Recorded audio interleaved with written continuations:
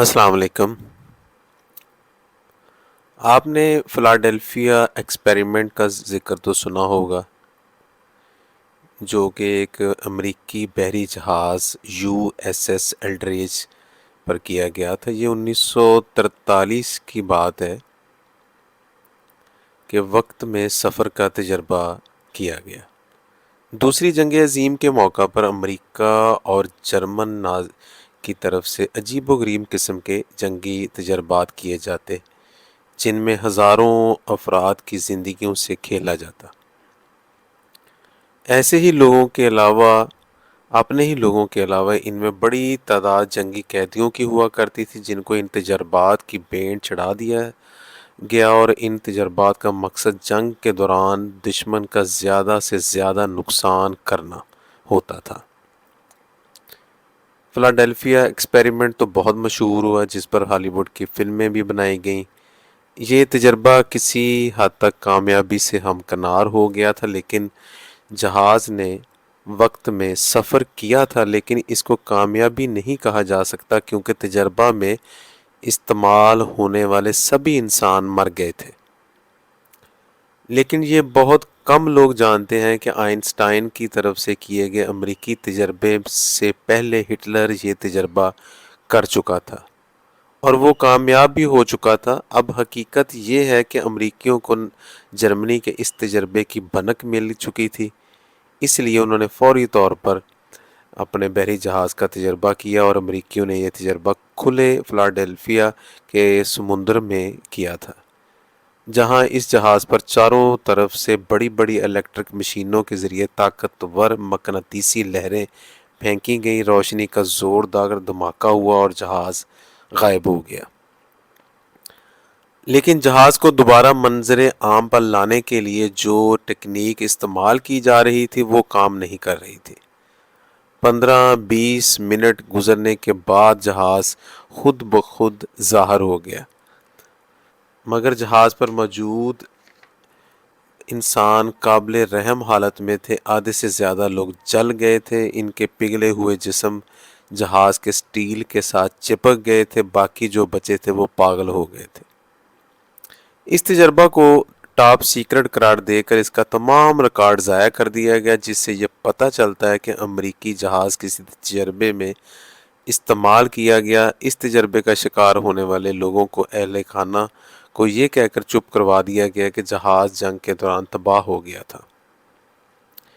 شاید یہ بات ہمیشہ ڈھکی چھپی رہتی، لیکن اس تجربے کے اہم گواہ ایل بیلک نے ضمیر کے ہاتھوں مجبور ہو کر دنیا کو بتا دیا کہ کس طرح بڑی تعداد میں انسانوں کو تجربے کی بھٹی میں جھونک دیا گیا۔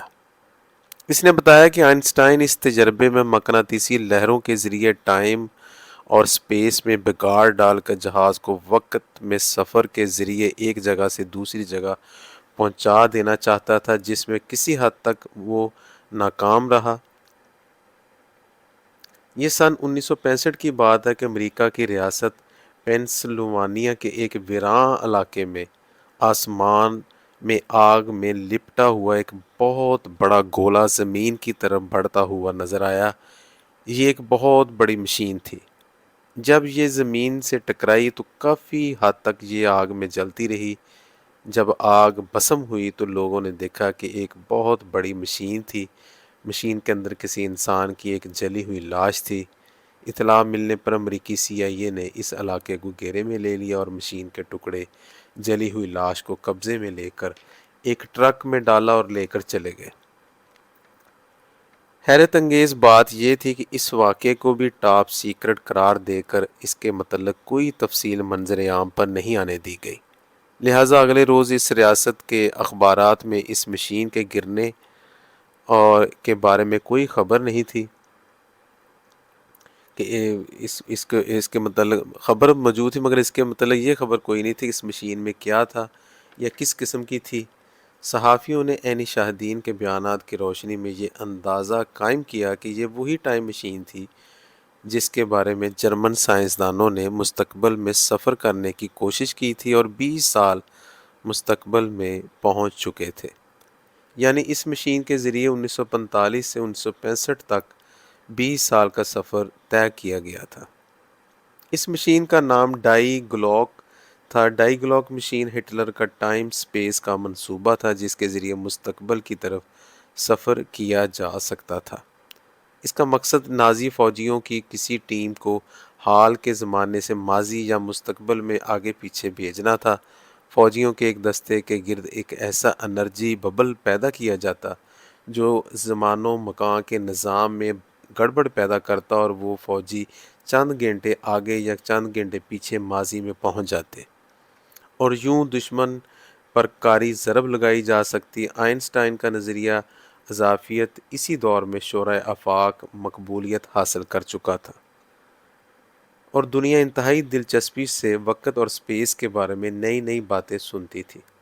چنانچہ اسی بنیاد پر امریکیوں اور جرمنوں کے ذہن میں ماضی یا مستقبل میں سفر کرنے کا خیال پیدا ہوا تھا۔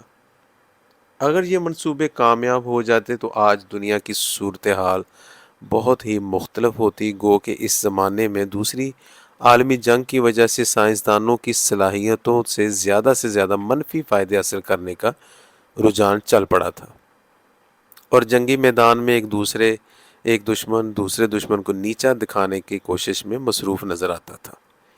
اس لیے ان تجربات کو جنونی انداز میں کیا جاتا، تجربات کے سنگ دلانہ کھیل میں انسانیت کو بڑی بری طرح روندا جاتا تھا۔ آج وہ وقت جا رہا ہے کہ سوچنے کی بات ہے کہ سائنس ٹیکنالوجی کے اس ترقی یافتہ دور میں کیا اس تجربات میں کام روک دیا گیا ہوگا؟ نہیں، بالکل ایسا نہیں۔ میرا یہ ذاتی خیال ہے کہ آج سے 75 سال پہلے جو تجربات شروع کیے گئے تھے ان کے حوالے سے پراسرار خاموشی اپنے اندر بہت معنی رکھتی ہے۔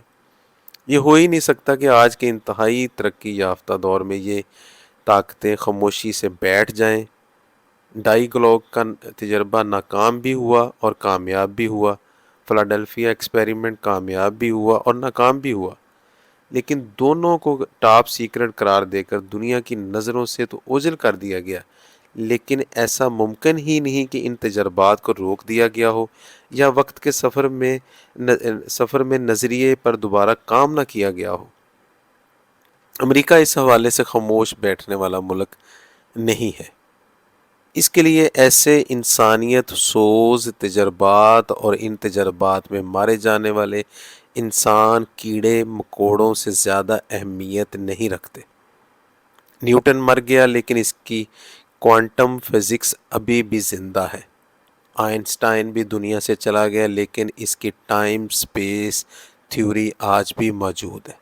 دوسری طرف امریکہ کے پاس بہترین دماغ والے سائنسدان، اربوں ڈالر سے تیار کردہ جدید ترین لیبارٹریاں آج بھی دن رات مصروف عمل ہیں۔ آج ان سالوں سے بہتر پہلے والے کامیاب اور ناکام تجربات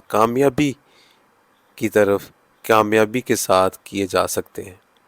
یہ کوئی نہیں جانتا، یہ سربستہ راز ان خفیہ لیبارٹریوں میں آج بھی دنیا سے اوجھل ہیں، جہاں پر ناقابل یقین نظریات پر ریسرچ جاری ہے اور نہ جانے کب تک دنیا ان رازوں سے نا واقف رہے گی۔ ہو سکتا ہے کسی دن ایسی خبر آ جائے کہ سن 2020 کا انسان سال 2050 سے گھوم کر واپس بھی آ گیا ہے۔